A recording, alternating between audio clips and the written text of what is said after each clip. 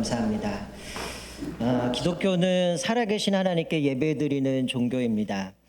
이 예배의 중요한 요소 중에 성례식이 있습니다. 우리가 성례식 하면 세례와 성찬으로 구분하지만 우리가 예배 때 성찬식과 또 세례식이 병행이 되기 때문에 성례식이라고 이제 칭하게 됩니다. 오늘 3부 때 우리가 세례식을 진행하지만 이 세례는 일평생 한 번 진행되지만 이 성찬은 그리스도인들이 사는 날 동안 반복적으로 참여를 합니다. 이 성찬은 성경의 말씀대로 예수님이 죽기시기 전날 밤 제자들과 함께 유월절 마지막 식사를 하면서 예수님이 제정하셨는데 그래서 주의 만찬 또는 성찬으로 우리 알려져 있습니다. 이 성찬이 오순절 사건 이후에 이제 교회가 시작되면서 이 성찬을 행하게 되는데 초대 기독교의 역사를 보면 이것이 애찬으로 알려지는데 그것이 공동 식사로 발전시키게 됩니다. 근데 애찬은 통상적으로 마지막에는 성찬을 거행하는 것으로 마무리가 됩니다.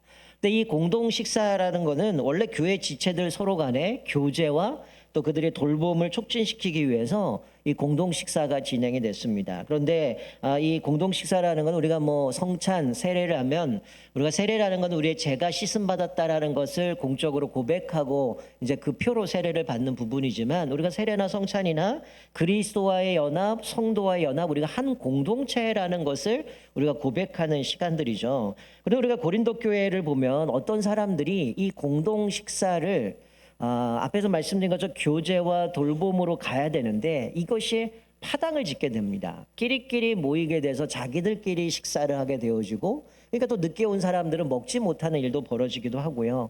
또 이 시간에 자기들끼리 흥청망청 술을 잔뜩 먹습니다. 그래서 취하게 되어지는 거죠. 그런데 앞에 말씀드린 것처럼 애찬을 하게 되면 마지막에는 성찬이 진행되는데 이 성찬에 이어져서 거룩한 성례전을 술 취하다 보니까 이들이 모욕하게 되는 거죠. 그래서 신자들은 언제나 거룩함을 유지하고 우리가 거룩한 삶을 살아야 되지만 이 성찬에 참여하기 위해서는 자기의 심령을 자기가 돌아보고 또 살펴서 만약에 알게 된 죄가 있다면 주님 앞에 회개하고 성찬에 참여해야 되는 것이고 만약에 자신의 죄를 회개하지 않고 성찬에 참여하게 되면 성경 우리에게 죄를 짓는다라고 말씀합니다. 그래서 회개하지 않는 분들은 성찬에 참여하실 수 없다라고 말씀을 하게 되는 거죠. 고린도 교회 보면 결국은 이 성찬을 하나님 앞에서 모욕하게 되고 이들이 파당과 또 술 취함과 여러 가지 타락함으로 인하여서 결국은 하나님의 징계를 촉발하게 되는 모습을 살펴봅니다.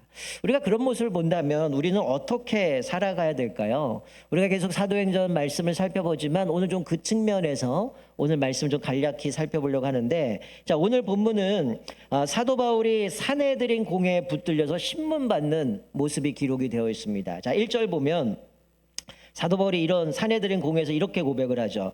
바울이 공회를 주목하여 이르되 여러분 형제들아 오늘까지 나는 범사의 양심을 따라 하나님을 섬겼노라 라고 고백하죠. 이러면서 사도 바울은 아주 굉장히 중요한 이야기를 하고 있습니다. 예수 믿고 나서 그는 어떤 삶을 살았는가. 우리 지난주 살펴본 것은 예수 믿고 그는 사명을 쫓아 살았어요. 고통을 받든 핍박을 받든 오로지 사명을 위해서 달려갔던 사람이었는데 근데 오늘 바울은 나는 범사의 양심을 따라 하나님을 섬겼다라고 고백해요. 이 얘기는 뭐냐면 내가 지금 사내들인 공회에 잡혀오긴 했지만 나는 무죄하다는 거예요. 하나님을 섬김에 있어서 거리낌도 없고 내가 뭔가 범죄한 것도 없고 양심을 따라서 하나님을 섬겼다는 거죠. 양심을 따라 하나님을 섬겼다란 말은 무슨 얘기냐면 자기 생각이나 감정대로 소위 뭐 종교 생활했다라는 게 아니라 하나님께서 깨닫게 하신 진리대로 그 말씀에 온전히 순종했다라는 것을 범사의 양심을 따라 하나님을 섬겼다라고 고백을 하는 거죠. 여러분 우리가 하나님을 만난 사람 또 복음을 경험한 사람들은 하나님을 증거할 수밖에 없다라는 것이죠. 증인으로 살아갈 수밖에 없는 거죠. 요즘 뭐 흔한 얘기로 요즘 TV에 보면 여러 가지 음식 프로그램들이 많이 있는데 거기 나오는 셰프의 식당 가서 음식을 먹고 너무 맛있어요. 그럼 여러분 어떡합니까? 가는 곳마다 내가 어디 갔더니 막 끝내주다 너 한번 가봐 이런 얘기 하지 않겠어요? 내가 예수님을 만난 사람 복음을 경험한 사람들은 예수님을 증거할 수밖에 없다라는 거죠. 사도 바울은 예수님을 만난 이후에 그는 오로지 복음 증거하는 일을 살았죠. 우리 다메섹으로 예수 믿는 사람들을 잡아다가 감옥에 가두고 죽이려고 했던 사람이 예수님을 만나니까 자기는 아나니아를 통해서 들었던 것처럼 이방인의 사도로 부름받았고, 또 사도행전 1장 8절에 있는 거죠. 예루살렘과 온 유다 사마리아 땅끝까지 내 증인이라고 하신 그 말씀을 따라 사명을 감당하죠. 궁극적으로는 로마에까지 가서 황제 앞에서 복음을 증거하는 것, 그것이 사도 바울의 유일한 소망이고 하나님이 주신 사명이었어요.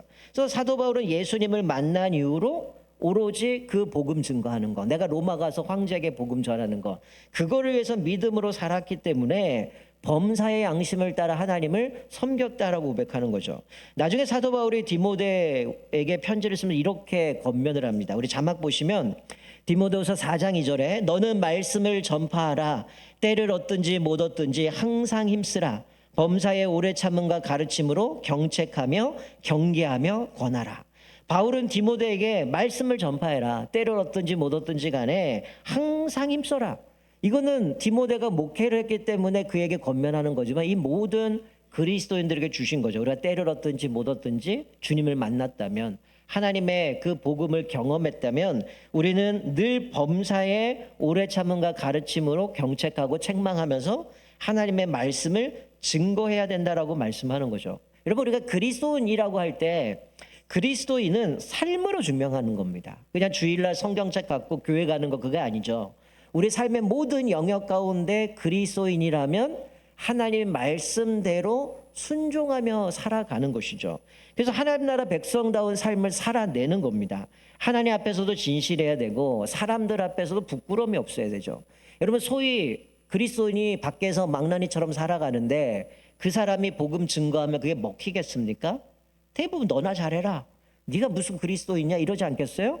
우리가 하나님 앞에서도 진실해야 되고 사람들 앞에서도 말씀대로 순종할 때, 야, 저 사람은 예수 믿더니 생각이 달라졌고 태도가 달라졌고 삶이 달라, 정말 예수 믿더니 변화된 것 같아, 이런 게 쫓아가야 우리가 복음이 증거되지 않겠어요? 오늘 사도 바울은 그런 얘기를, 하나님 앞에서도 진실하고 사람 앞에서도 거리낌 없는 사람이었다는 거죠. 그리고 범사의 양심을 따라 하나님을 섬겼다라는 것은 부끄럽지 않는 삶을 살았다는 거예요. 나중에 이 바울이 감옥에 갇힙니다. 그래서 빌립보 교회에 편지를 쓰면서 이런 고백을 하는데, 자, 우리 자막 보시면 빌립보서 1장 20절 이렇게 고백해요. 나의 간절한 기대와 소망을 따라 아무 일에든지 부끄러워하지 아니하고 지금도 전과 같이 온전히 담대하여 살든지 죽든지 내 몸에서 그리스도가 존귀하게 되게 하려 하나니, 이렇게 말씀하죠. 나의 간절한 기대와 소망이 뭐예요? 땅끝까지 복음 증거하고 로마 황제 앞에 가서 복음 증거하는, 이게 자기의 소망이었거든요. 그런데 아무 일에든지 부끄러워하지 아니하고라고 말씀하고 있는데, 만약에 자기가 부끄러운 삶을 살았다면 복음을 전했겠습니까? 그가 예수님을 부끄러워한다든지 복음을 부끄러워했다면 이런 삶을 살았겠습니까?